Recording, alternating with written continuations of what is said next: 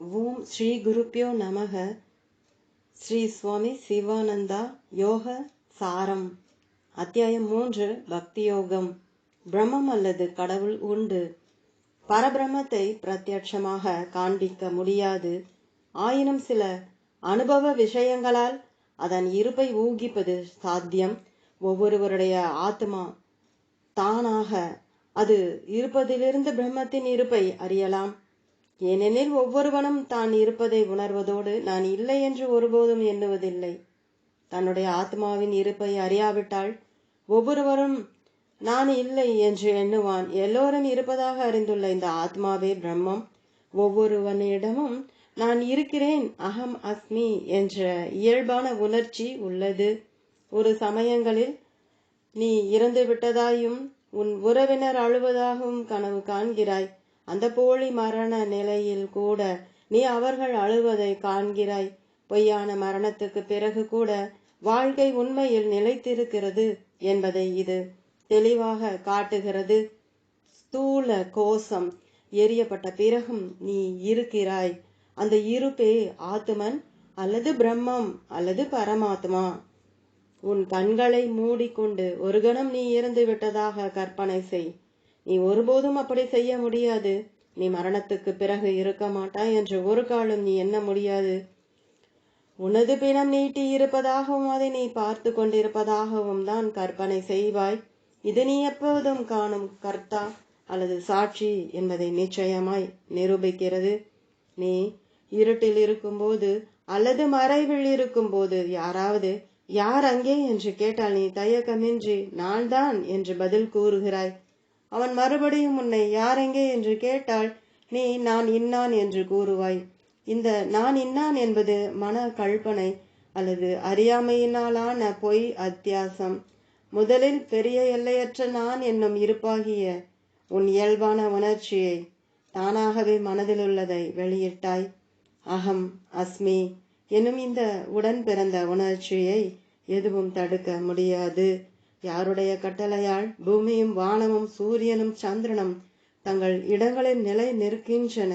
யாருடைய கட்டளையால் கடல்கள் தங்கள் வரம்புகளை கடக்காமல் இருக்கின்றன? யாருடைய கட்டளையால் சூரியன் காலம் தவறாமல் காலையில் உதித்து மாலையில் மறைகிறான்? யாருடைய கட்டளையால் பருவங்களும் அயனங்களும் ஆண்டுகளும் அதிக்கிரமிக்காமல் இருக்கின்றன? யாருடைய கட்டளையால் இதே போல கர்மாக்களும் அவற்றை செய்பவர்களும் அவற்றின் பலன்களும் தங்கள் குறிப்பிட்ட காலத்தை கடந்து செல்லாமல் இருக்கின்றன? அந்தர் யாமியாயும் அடக்குபவனாயும் அதிபதியாயும் உள்ள பிரம்மத்தின் கட்டளையினால்தான் மரங்கள், எறும்புகள், பட்சிகள், கற்கள், மனிதன் ஆகியவற்றில் பொதுவாயிருப்பது என்ன? இருப்பு. மரம் இருக்கிறது, பட்சி இருக்கிறது, கல் இருக்கிறது, மனிதன் இருக்கிறான். இருப்பு பிரம்மம். சிலர் பணக்காரர்களாக இருக்க, சிலர் பரம ஏழைகளாக இருக்கிறார்கள். சிலர் ஆரோக்கியமாக இருக்க, சிலர் பிறவி குருடர்களாக இருக்கிறார்கள். சிலர் 80 வயதில் இருக்க, சிலர் 10 வயதிலேயே இறக்கிறார்கள். இந்த மாறுபாட்டுக்கு காரணம் என்ன?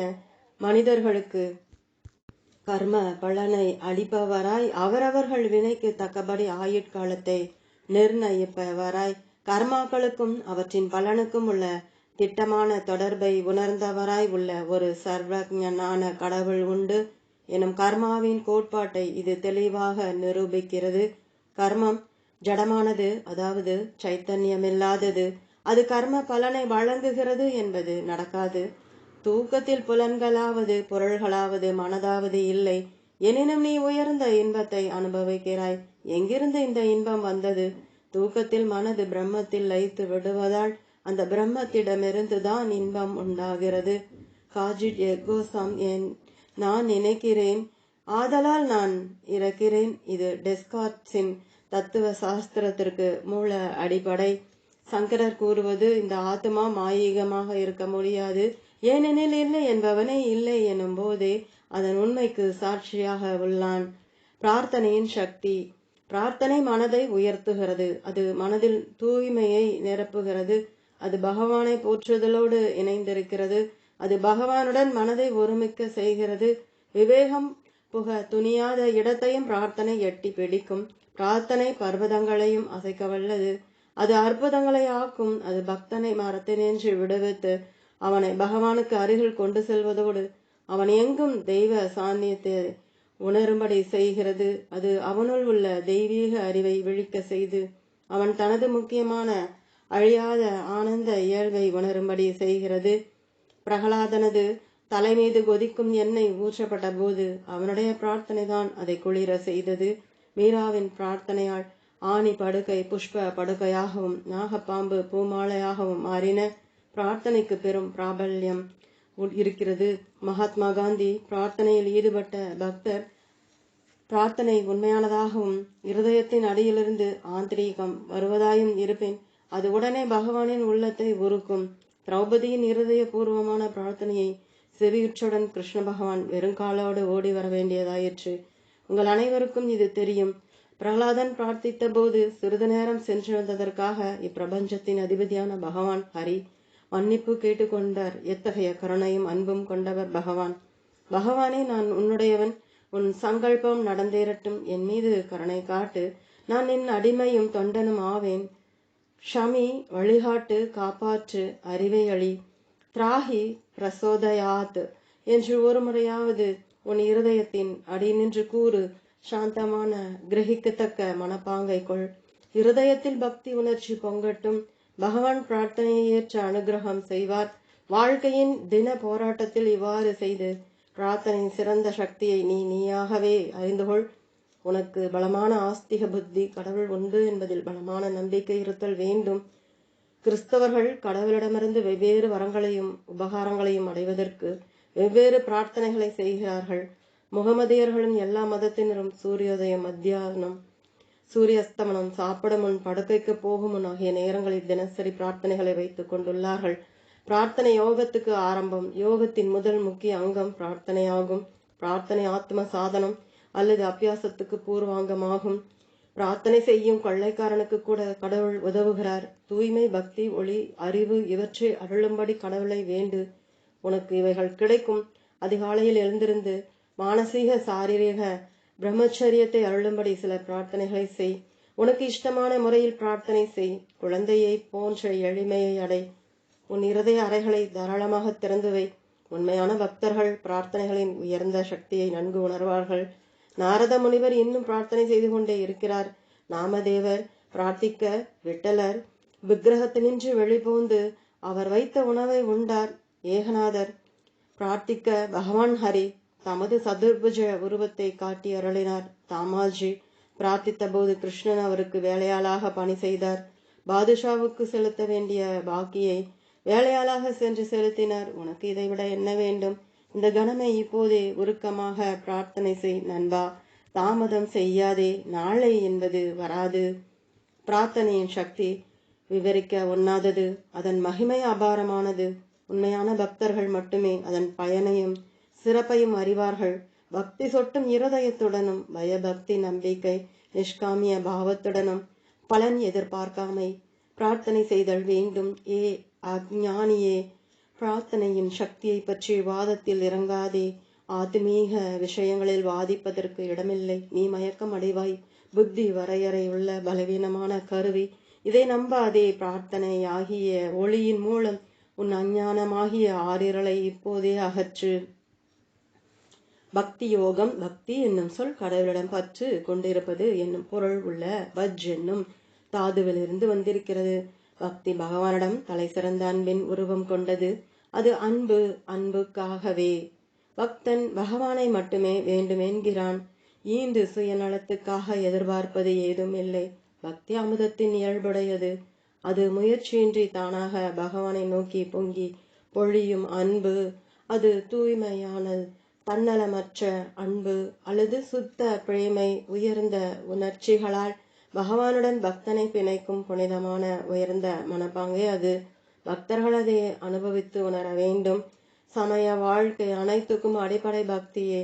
பக்தி வாசனைகளையும் அகங்காரத்தையும் அழிக்கிறது. பக்தி மனதை மகத்தான சிகரத்துக்கு உயர்த்துகிறது. அறிவின் அறைகளை திறப்பதற்கு பக்தி சிறந்த திறவுகோல். பக்தி ஞானத்தில் முடிவடைகிறது. பக்தி 2 தொடங்கி 1 முடிவடைகிறது. பராபக்தியும் ஞானமும் ஒன்றே. அன்பை விட உயர்ந்த நற்குணம் இல்லை. அன்பை விட உயர்ந்த பொக்கிஷம் இல்லை. அன்பை விட உயர்ந்த தர்மம் இல்லை. அன்பை விட உயர்ந்த மதமும் இல்லை. ஏனெனில் அன்பே உண்மை, அன்பே கடவுள். அன்பு பிரேமை பக்தி இவை ஒரே பொருளல்ல, சொற்கள். இவ்வுலகம் அன்பினின்று வெளிவந்துள்ளது. இவ்வுலகம் அன்பிலேயே இருப்புள்ளதாய் முடிவில் அன்பிலேயே ஒடுங்கி விடுகிறது. கடவுள் அன்பின் சொரூபம். அவருடைய சிருஷ்டி ஒவ்வொன்றிலும் நீ அவருடைய அன்பை உண்மையாக உணரலாம். அன்பு நம்பிக்கை. பக்தி இல்லாத வாழ்க்கை வறண்ட பாலைவனம் ஆகும். அது உண்மையான மரணம். அன்பு தெய்வீகமானது. பூமியில் அன்பே தலை சிறந்த சக்தி. அது தடுக்க இயலாதது. அன்பு ஒன்றே ஒரு மனிதனின் இருதயத்தை உண்மையில் வெல்லக்கூடியது. அன்பு பகைவனை வசப்படுத்துகிறது. அன்பு மூர்க்கமான காட்டு மிருகங்களை கூட சாதுவாக்கும். அதன் சக்தி அளவற்றது. அதன் ஆழத்தை அளக்க முடியாது. அதன் இயல்பு வாக்குக்கு எட்டாதது. அதன் மகிமை வர்ணிக்க ஒண்ணாதது.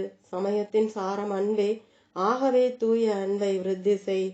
உண்மையில் உனக்கு கடவுள் வேண்டுமா? அவருடைய தரிசனத்திற்காக உண்மையாகவே நீ ஏங்குகிறாயா? உண்மையான ஆத்மீக பசி உனக்கு இருக்கிறதா? எவனொருவன் தெய்வ தரிசனத்திற்காக ஏங்குகிறானோ அவன்தான் அன்பை வளர்த்திடுவான். அவனிடம்தான் அவர் தன்னை காட்டிக்கொள்வார். தேவை கிடைத்தல் என்ற பிரார்த்தனைதான் கடவுள். உண்மையிலேயே கடவுளுடைய தேவை இருந்தால் உடனே அவர் கிடைப்பார். நவவித பக்தியை சிறிது சிறிதாய் வளப்படுத்து. பகவத் லீலைகளை கேள். இது சிரவணம், அவரது புகழ்பாடு. இது கீர்த்தனம், அவருடைய ஞாபங்களை நினைவு கூர்வாய். இது ஸ்மரணம், அவரது பாத மலர்களை பூஜி. இது பாத சேவனை, பூக்களை அழி. இது அர்ச்சனை, அவர் முன் தண்டனிடு. இந்த வந்தனம், அவருக்கு பணி செய். இது தாஷ்ய பாவனை, அவரோடு நட்பு கொள். இது சக்கிய பாவம், அவரிடம் முழுமையான சரணாகதை அடை. இது ஆத்ம நிவேதனம். உட்கார்ந்து உனக்கு உதவி செய்யும்படி கடவுளை பிரார்த்திக்காதே. சுறுசுறுப்பாக செயலாற்று. ஏனெனில் தங்களுக்கு தாங்களே உதவி கொள்பவர்களுக்குத்தான் கடவுளும் உதவி செய்கிறார். உன்னால் ஆனதை செய்து மீதியை கடவுளிடம் விட்டுவிடு. பக்தர்களுக்கு தொண்டு செய். அவர்களுடன் கூடியிரு. ஜெபமும் கீர்த்தனமும் செய். ராமாயணம் பாகவதத்தை ஓது. சில காலம் பிருந்தாவனம் அல்லது அயோத்தியில் வாசம் செய். உனக்கு சீக்கிரம் பக்தி பலப்படும். பிரகலாதனை போல் உருக்கமாக பிரார்த்தனை செய். ராதையை போல் பாடு. வால்மீகி, துகாராம், துளசிதாஸ் இவர்களைப் போல் அவருடைய நாம ஜபம் செய். கௌரங்கரையை போல கீர்த்தனம் செய். பகவானிடமிருந்து பிறந்திருப்பதற்காக மீராவை போல் தனிமையில் அழு. இந்த கணமே பகவத் தரிசனம் உனக்கு கிட்டும். உன் இருதயத்தில் அன்பு ஒளியை தூண்டு. யாவரிடமும் அன்பு செய். உனது அன்பாகிய ஆலிங்கனத்தில் எல்லா பிராணிகளையும் சேர்த்துக்கொள். விஸ்வ பிரேமையை, அதாவது அனைத்தையும் அனைத்து சேர்த்து கொள்ளும் அன்பை வளர். அன்பு எல்லோருடைய இருதயங்களையும் ஒன்று சேர்க்கும் மர்மமான தெய்வீக பசை. அது மிக சக்தி வாய்ந்த நோய் நீக்கும் தெய்வீக மந்திர மருந்து. ஒவ்வொரு செயலிலும் தூய்மையான அன்பை சேர். கபடம், பேராசை, கோணல் புத்தி, தன்னலம் ஆகியவற்றை கொன்றொழி. பிரீத்தியான செயல்களை தொடர்ச்சியாய் செய்வதனால்தான் அமரத்துவத்தை அடையலாம். அன்புள்ள இருதயத்தோடு தொடர்ச்சியாய் சேவை செய்வதால் வெறுப்பும் கோபமும் பொறாமையும் நீக்கப்படுகின்றன. அன்பான செயல்களை செய்வதால் உனக்கு அதிக பலமும் அதிக மகிழ்ச்சியும் அதிக திருப்தியும் உண்டாகும். கருணை காட்டுபவதாலும் தர்ம காரியங்களாலும் அன்பு செய்களாலும் இருதயம் தூய்மையாகி இழகுவதோடு இருதய கமலம் மேல் நோக்கி திரும்பி சாதகனை தெய்வீக ஒளியை அடைவதற்கு தயார் செய்கிறது. சாஸ்திரங்கள் முடிவற்றவை. அறிய வேண்டுவது அதிகமுள்ளது. காலமும் குறைவு. தடைகளோ அநேகம். ஆகவே பாலும் நீரும் கலந்திருப்பதில் அன்னம் எவ்வாறு பாலை பெருத்துண்டு நீரை நிறுத்தி விடுகிறதோ அதேபோல் சாரத்தை மட்டும் கிரகித்தல் வேண்டும். அந்த சாரமே அன்பு அல்லது பக்தி. இந்த சாரத்தை பருகி அமைதியும் அமரத்துவமும் உள்ள நித்தியமான நிலையை அடை. அன்பிலே உயிர் வாழ். அன்பிலே மூச்சு விடு. அன்பில் பாடு. அன்பில் உண்ணு. அன்பில் பருகு. அன்பில் நட. அன்பில் பேசு. அன்பில் பிரார்த்தனை செய். அன்பில் தியானம் செய். அன்பில் யோசனை செய். அன்பில் இயங்கு. அன்பில் எழுது. அன்பில் மறி. தெய்வீக அன்பாகிய தேனை சுவைத்து அன்பு வடிவமாக பிரேம விக்கிரகம் அல்லது பிரேம மூர்த்தி ஆகிவிடு. உங்கள் அனைவரிலும் பக்தியாகிய தீ ஒளிவிட்டு ஒளிர்வதாக. உங்கள் இருதயம் பக்தியால் நிறைவதாக. அறிவு ஒளிரும் நிலையில் அன்பு பெருங்கடலில் நீங்கள் யாவரும் மூழ்கி வாழ்வீர்களாக. உங்கள் யாவருக்கும் பாகவதர்களின் ஆசிகள் உண்டாவதாக. உங்கள் யாவருக்கும் சாந்தி ஏற்படுவதாக. ஜபயோகம். பகவானுடைய ஏதாவது மந்திரத்தையோ நாமத்தையோ திரும்ப திரும்ப கூறுவது ஜபமாகும். இந்த கலியுகத்தில் கடவுளை அடைவதற்கு ஜபம் ஒரு எளிய மார்க்கமாகும். துக்காராம், பிரகலாதன், வால்மீகி, துருவன் முதலிய பலர் ஜபத்தினாலேயே முக்தி பெற்றனர். கிருஷ்ணன் கீதையில் யக்ஞானாம் ஜபயக்ஞோஸ்மி, யக்ஞங்களில் நான் ஜபயக்ஞம் யாகம் என்று கூறுகிறார். வாயால் உரத்தி உச்சரிப்பு வைகாரி, அரை உச்சரிப்பு அல்லது முணுமுணுப்பு உபாம்சு. மானசீக ஜபம், மௌனமாக மனதுக்குள் திரும்ப திரும்ப கூறுதல் ஆகிய 3 வகை ஜபங்கள் உண்டு. மானசீக ஜபம் அதிக சக்தி வாய்ந்தது. உரத்தி கூறும் ஜபத்தை விட அது 16,000 மடங்கு அதிக பலனை அளிக்கிறது. குறியின்றி மனது அழையும் போது உரத்தி ஜபம் செய். ஜபம் வழக்கமாய் விட வேண்டும். சாத்வீக அல்லது தெய்வீக மனப்பாங்கு அல்லது தூய்மை உணர்ச்சி, பிரேமை, சிரத்தை இவற்றுடன் ஜபம் செய்ய வேண்டும். ஜபம் உங்களது வழக்கமாக ஆகிவிட வேண்டும்.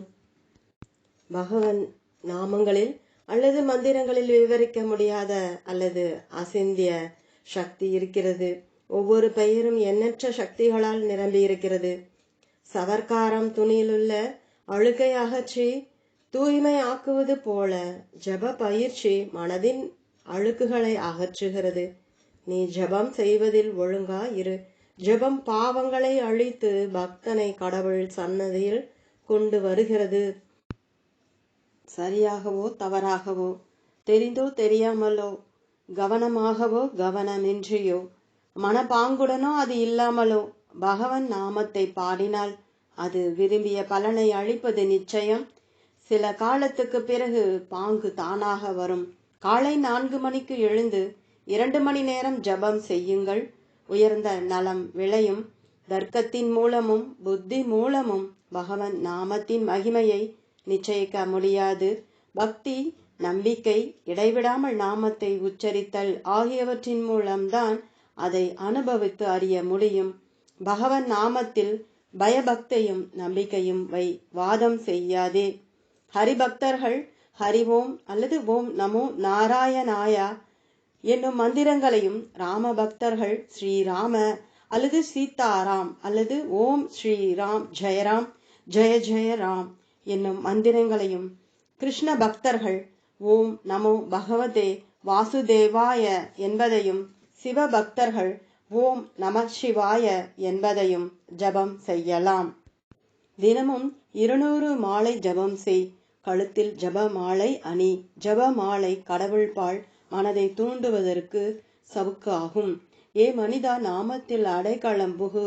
நாமமும் நாமியும் பிரிக்க முடியாதவை. இந்த கலியுகத்தில் கடவுளை அடைந்து அமரத்துவத்தையும் நித்திய ஆனந்தத்தையும் அடைவதற்கு ஜபமே மிக எளியதும் சீக்கிரமானதும் பத்திரமானதும் நிச்சயமானதுமான வழியாகும். கடவுள் போற்றி, கடவுள் நாமம் போற்றி. சங்கீர்த்தன யோகம். பகவன் நாமத்தை உணர்ச்சியுடனும் பாவம், அன்புடனும் பிரேமை, நம்பிக்கையுடனும் ஸ்ரத்தை பாடுவது சங்கீர்த்தனம். சங்கீர்த்தனத்தில் ஜனங்கள் ஒரு பொது இடத்தில் ஒன்று கூடி கும்பலாக பகவன் நாமத்தை பாடுகிறார்கள். சங்கீர்த்தனம் நவவித பக்திகளில் ஒன்று. நீ கீர்த்தனத்தின் மூலமாகவே கடவுளை அடையலாம். கலோ கேசவ கீர்த்தனாத் என்றபடி கலியுகமாகிய இந்த இரும்பு யுகத்தில் பகவத் பிரக்ஞையை பெறுவதற்கு இது மிகச் சுலபமான முறை. அநேக மக்கள் ஒன்று கூடி சங்கீர்த்தனம் செய்யும் போது பெருத்த ஆத்மீக ஓட்டம் அல்லது மகா சக்தி உண்டு பண்ணப்படுகிறது. இஃது சாதகர்களின் இருதயத்தை தூய்மைப்படுத்தி அவர்களை தெய்வீக பரவசம் அல்லது சமாதியின் சிறந்த சிகரங்களுக்கு உயர்த்துகிறது. இச்சக்தி பொருந்திய அதிர்ச்சிகள் தொலைவிலுள்ள இடங்களுக்கு கொண்டு போகப்படுகின்றன.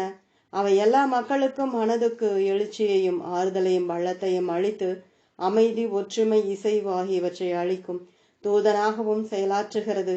அவை எதிரலை சக்திகளை அழித்து உலகம் முழுவதற்கும் சீக்கிரத்தில் அமைதியையும் ஆனந்தத்தையும் கொண்டு வருகின்றன.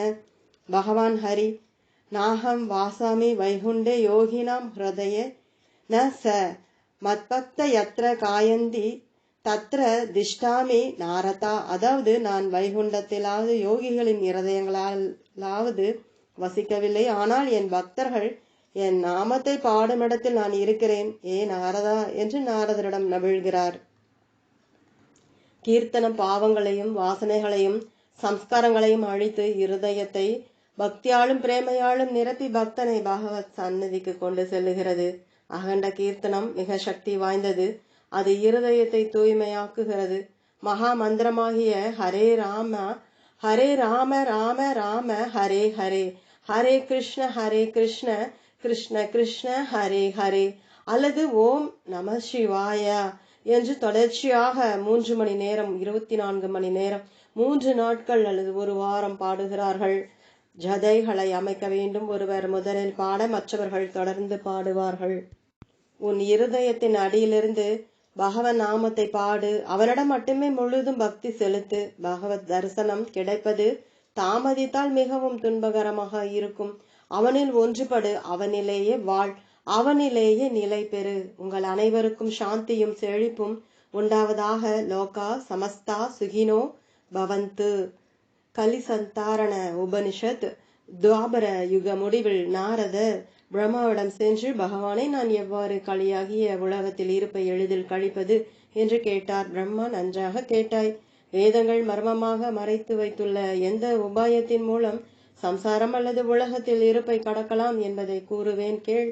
ஆதி புருஷனாகிய ஸ்ரீமன் நாராயணா என்ற வார்த்தையை உச்சரிப்பதனாலேயே கலியின் தீய இயல்புகள் அழியும் என்று பதிலிருத்தார். நாரதர் பிரம்மாவை, பூஜைக்குரிய பிரபுவே, அந்த நாமம் யாது என்று கேட்டபோது பிரம்மா குரலானார். பெயர்களாவன ஹரே ராம ராம ராம ஹரே ஹரே, ஹரே கிருஷ்ண கிருஷ்ண கிருஷ்ண ஹரே ஹரே. இந்த 16 நாமங்கள் கலியின் கெட்ட பயன்களை அல்லது பாபங்களை நசிக்க செய்கின்றன. இதைவிட மேலான மார்க்கம் வேதங்கள் அனைத்திலும் இல்லை. 16 நாமங்கள் ஜீவர்கள் அல்லது மனிதர்களை மூடியிருக்கும் அஞ்ஞான திரை அல்லது ஆவரணத்தை அழித்து விடுகின்றன. மேகங்கள் விலகின பிறகு சூரியன் பூரணமாய் பிரகாசிப்பது போல திரை நீக்கப்பட்டவுடன் பரபிரம்மம் அல்லது பரமாத்மா மட்டுமே பிரகாசிக்கிறது. நாரதர், பிரபுவை பெயர்களை உச்சரிக்கும் போது அனுசரிக்க வேண்டிய விதிகள் யாவை என்று வினவினார். பிரம்மா, நாரத ரிஷியே, விதிகளே இல்லை. இந்நாமங்களை சுத்த நிலையிலோ அசுத்த நிலையிலோ 3.5 கோடி முறை ஜபம் செய்பவன் உடனே சகல பாபங்களினின்று விடுபடுகிறான். அவன் உடனே எல்லா பந்தங்களினின்றும் நிவர்த்தி அடைகிறான்.